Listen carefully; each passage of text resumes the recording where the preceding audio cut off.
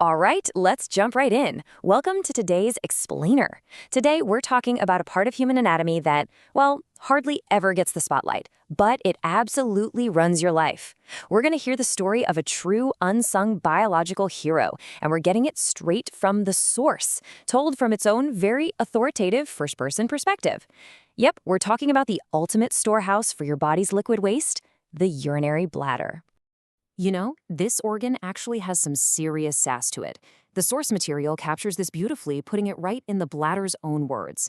It says, "Unlike eyes, hair, and lips, poetry isn't written about me, because I possess no traditional beauty. But I am the one you obey." And I mean, think about it. Whether you're at a super important formal event, a crucial business meeting, a quiet classroom, or literally right in the middle of a thrilling sports match, when the bladder speaks, you listen. It has absolutely no problem interrupting your life to get its way. In fact, its timing is so critical that right from early childhood, we're rigorously trained to drop whatever we're doing, obey its command, and, well, go empty it. It definitely knows how to enforce its orders. So the real point here is understanding just how vital this demanding little boss actually is. People often make the mistake of thinking the intestines are the body's ultimate waste disposal system. But let's look at the reality for a second. If someone deals with severe constipation, that can actually last for days or even weeks without posing an immediate massive threat to their life. It's uncomfortable? Sure. Definitely not fun, but it's survivable. On the flip side, if your bladder suddenly stops doing its job, if it just stops expelling that excess water, salts, and poisonous toxins, and that blockage lasts for just a few days, you are suddenly facing a rapidly life-threatening emergency. The stakes here are quite literally life or death. Moving right into Section 1. Mechanics and storage capacity. Let's look at how this unsung hero actually works. When it's full, you can kind of picture the bladder as a small, tight balloon filled with water. But just how big does this balloon actually get? Well, it's pretty much impossible to give just one single number because the storage capacity varies significantly from person to person. Generally speaking, though, the human bladder has the capacity to hold anywhere from 6 to 24 ounces of fluid. That is a pretty incredibly wide range of biological engineering sitting right inside our pelvis. Let's walk through the incredible plumbing system that actually supports this storage tank. Day and night, your two kidneys are working tirelessly to filter your blood. The leftover water and toxic waste from that cleaning process, that becomes urine.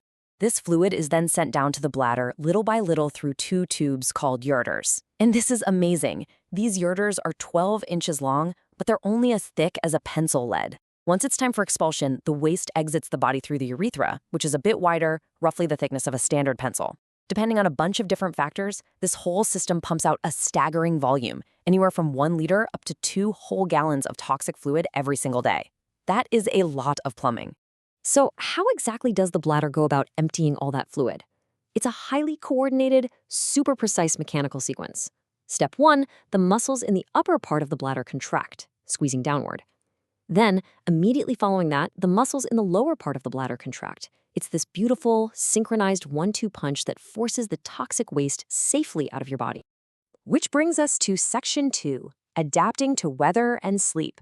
Environmental factors really change things up here. Have you ever wondered why you need to pee so much more in the freezing winter compared to, say, the sweltering heat of summer? The physiological explanation for this is just absolutely fascinating. In the extreme heat of summer, your body's built-in air conditioning system kicks in. You start sweating to cool down your skin, and your lungs exhale a whole lot of moisture, which, by the way, is exactly what you see as steam on a cold day.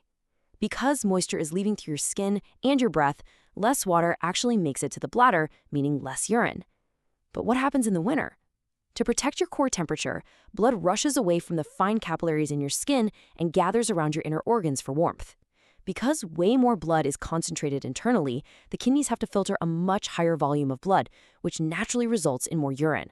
Plus, your sweat glands are basically completely shut down, meaning all that excess water has only one way out, straight to the bladder. Now, what about when we sleep? Well, nature has engineered a pretty brilliant solution for that too.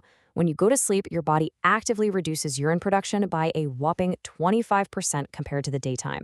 The source material points out that sleep is obviously a vital source of rest, and your body has been intelligently designed not to harass you with constant internal demands during the night. I mean, think about it. If this 25% drop didn't happen, your sleep would be completely ruined. Up next is Section 3, Stress, Sports, and Urges. Let's look at why we sometimes get those annoying false alarms. To really wrap our heads around this, let's look at a highly relatable question. Why do you suddenly feel a desperate, overpowering urge to pee during the most nail-biting, tense moments of a cricket match or, any other high-stakes game? You might even rush to the bathroom only to find that your bladder was completely empty. So, what on earth is going on there? Well, the answer lies in the deep connection between our mental state and our physical biology. When you experience intense stress, fear, extreme anger, or even just the high excitement of a sporting event, two things happen.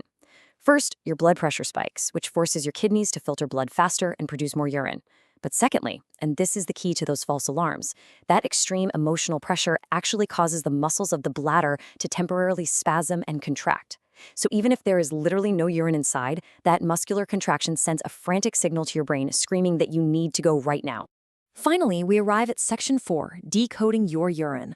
This is where the bladder acts as your body's ultimate health barometer. The source material actually makes a very bold and honestly fascinating claim here. It states that a comprehensive laboratory analysis of what the bladder expels, a urinalysis, often provides more critical information about hidden diseases and internal changes than many other complex medical tests combined. It's essentially a profound, crystal-clear window into your body's hidden workings. So let's decode exactly what the color and the contents of your urine are trying to tell you.